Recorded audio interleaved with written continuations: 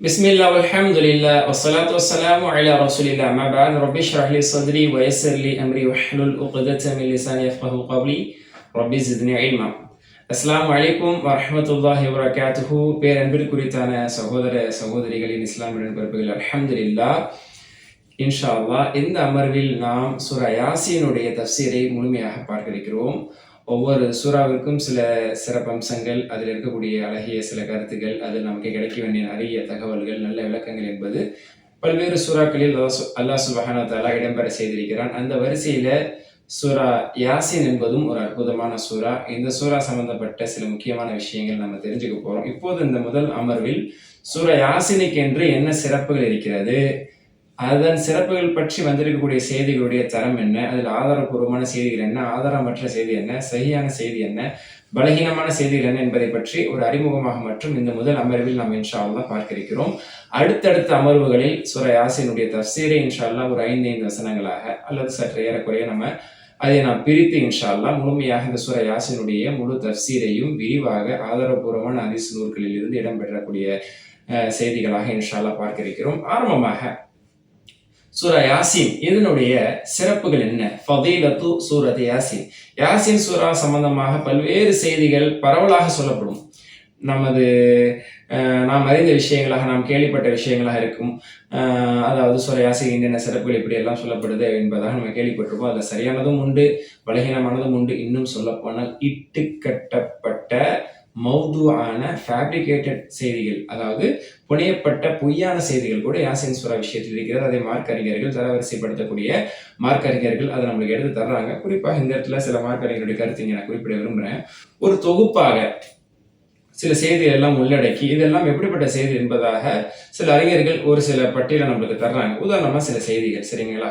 ஃபமிம்மா வாராதமி ஃபதாயிலிஹா, இதன் சிறப்புகளில் வந்திருக்கக்கூடிய செய்திகளில் சிலவற்றை நாம் இங்கே குறிப்பிடுகிறோம்.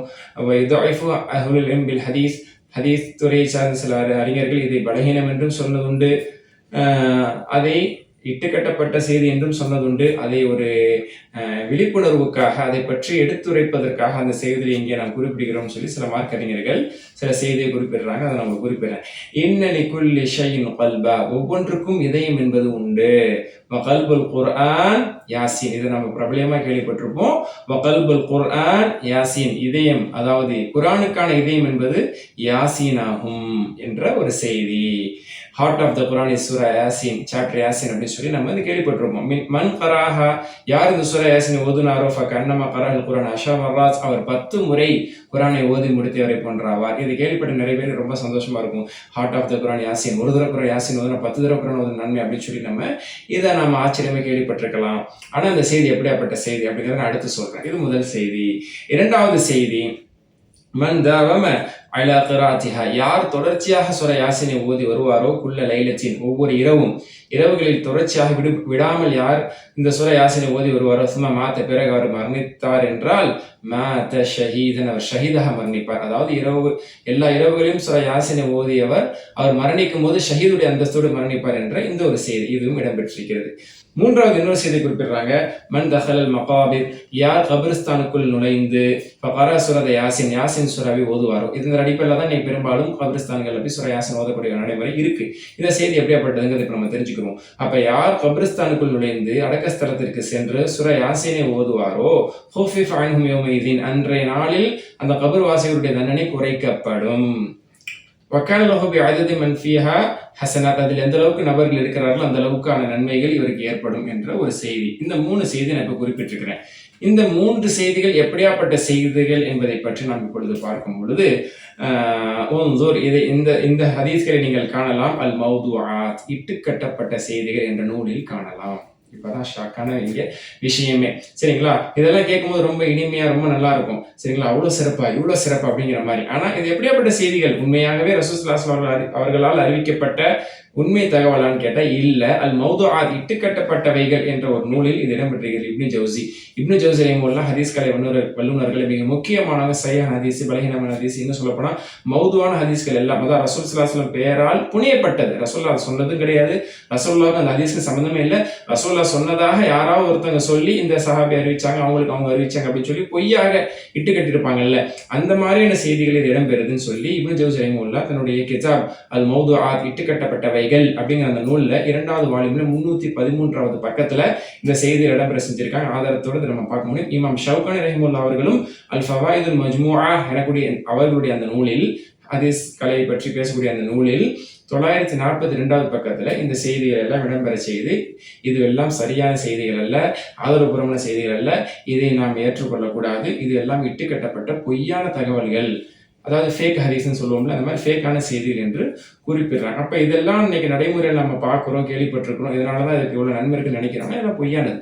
பொய்யான ஒரு விஷயத்தை கொண்டு நம்ம அமல் செய்ய வேண்டும் என்பது அது தவறானது, அது மார்க்கத்தின் புரிதல் இல்லாதது நம்ம புரிஞ்சுக்கணும். அப்ப இதை தாண்டி என்னதான் இது சம்பந்தமா ஆதரவுபூர்வமான ஹதீஸ்கள் வந்திருக்கு அப்படிங்கிறத பார்க்கும்போது ஒரு சில அறிஞர் பெருமக்களுடைய ஒரு குழு, அறிஞர் பெருமக்கள் ஒரு குழுவாக சேர்ந்து யாசின் சூராவுடைய சிறப்புகள் சம்பந்தமா வந்திருக்கிற ஹதீஸ்கள் எல்லாம் ஆய்வுகள் செய்து, அந்த ஆய்வின் அறிக்கையில் அவர்கள் சொன்ன செய்தி என்னன்னா, நிறைய செய்திகள் வந்திருக்குது, இதனுடைய ஃபதில் சம்பந்தமா, ஹைர் சம்பந்தமா, வரக்கா சம்பந்தமா நிறைய செய்திகள் வந்திருக்குது, அது பெரும்பாலும் அது பலகீனமானதாகத்தான் இருக்கிறது, சிலது அது இட்டுக்கட்டப்பட்ட செய்திகளாகத்தான் இருக்கிறது, ஒரு சில செய்திகள் அது ஃபில்டர் பண்ணப்பட்டு வடிகட்டப்பட்டு ஓரளவுக்கான பலகீனம் தான், இது பெரிய அளவுல பலகீனம் அல்ல, கொஞ்சமாவது எடுத்துக்கொள்ளலாம் அப்படின்னு சொன்னா 2 ஹதீஸ் எடுக்கலாம் அப்படிங்கிறாங்க. இந்த அறிஞர் பெருமக்களுடைய ஆய்வுல என்ன சொல்றாங்க, ஒரு 2 ஹதீஸ எல்லாராலும் இது பலகீனப்படுத்தப்படல, ஒரு சிலர் இது சரி என்று சொல்லியிருக்கிறார்கள், இது மிகப்பெரிய பலகீனத்துக்கு உட்பட்டதல்ல, ஓரளவுக்கு ஏற்றுக்கொள்ள தகுதியில் உள்ள செய்திகள் அப்படின்னா ஒரு 2 செய்தி எடுக்கலாம் அப்படிங்கிறாங்க. ஒரு செய்தி என்ன அப்படின்னு சொன்னா,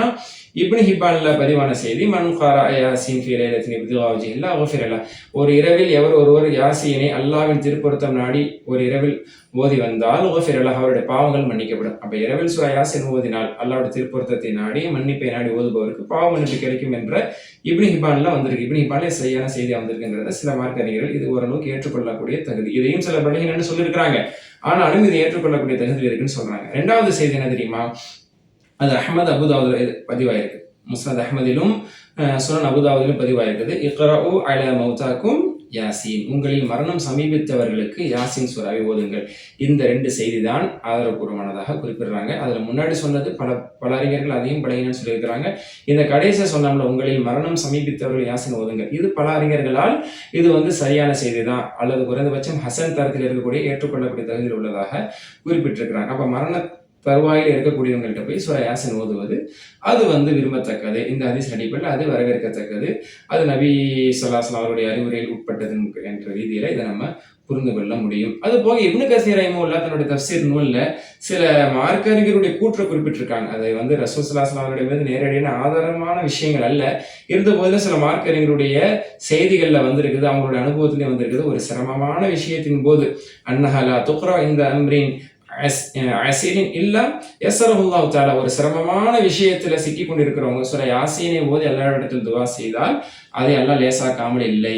இந்த மாதிரி நிறைய அனுபவங்கள் உண்டு என்ற ரீதியில இதற்கு சில சான்றுகள் நம்ம மார்க்கறிஞர்கள் வாழ்க்கையில பார்க்க முடியுங்கிறது இப்னு கஸீர் சொல்றாங்க. அதனால இது சுன்னா என்று எடுத்துக்கொள்ள முடியாது.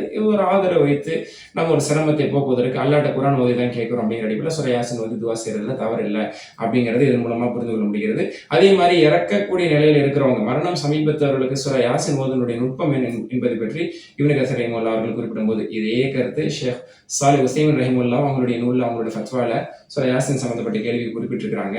அது என்ன கருத்து அப்படின்னு சொன்னா, அதாவது மரணம் சமீபித்தவர் இடத்துல இந்த சூராவை ஓதும் போது இன்ஷா அல்லாஹ் அவர்களுடைய ரூஹ் லேசான முறையில் அது பறிபோவதற்கு, ரூஹ் வெளியேறுவதற்கு அது வாய்ப்பாக அமையும், அது காரணமாக அமையும். அந்த யாசீன் அவங்க பொறுமையை அப்படியே கேட்டு நிதானமாக கேட்டு அப்படியே அந்த நிலையில் இருக்கும்போது அவங்க ரூஹ் பறிபோனால் இன்ஷா அல்லாஹ், ஏன்னா மரணம் சம்மந்தப்பட்ட, சொர்க்கம் சம்மந்தப்பட்ட, மறுமை சம்மந்தப்பட்ட அழகான தகவல்லாம் யாசீன் சூராவோட மத்திய பகுதியில் வருது. அப்போ அதை ஒரு புரிதலோடோ அல்லது ஒரு உணர்வோட கேட்கும் போது அவர் ரூஹ் லேசான முறையில் பிரிகிறதுக்கு வாய்ப்பு இருக்குங்கிறது இப்னு கஸீர் ரஹிமஹுல்லாஹ் குறிப்பிடுறாங்க. உஸைமீன் ரஹிமஹுல்லாஹ் அவர்களும் சாலிஹ் உஸைமீன் ரஹிமஹுல்லாஹ் அவர்களும் இந்த செய்தியை குறிப்பிட்டிருக்காங்க. அதுவும் இந்த இடத்துல குறிப்பிடத்தக்கது. ஷேக் பின் பாஸ் ரஹிமஹுல்லாஹ் அவர்கள் இந்த ஹதீஸ்க்கு மட்டும்தான் அவங்க ஒரு சில அடிப்படை இருக்கிறதா சொல்றாங்க. இக்ரா அலா மௌதாக்கும் யாசீன், அதாவது எப்படி அப்படின்னு சொன்னா, யாசின் சம்பந்தமா வந்துருக்கக்கூடிய செய்தி எல்லாம் பலகீனமா தான் இருக்கு.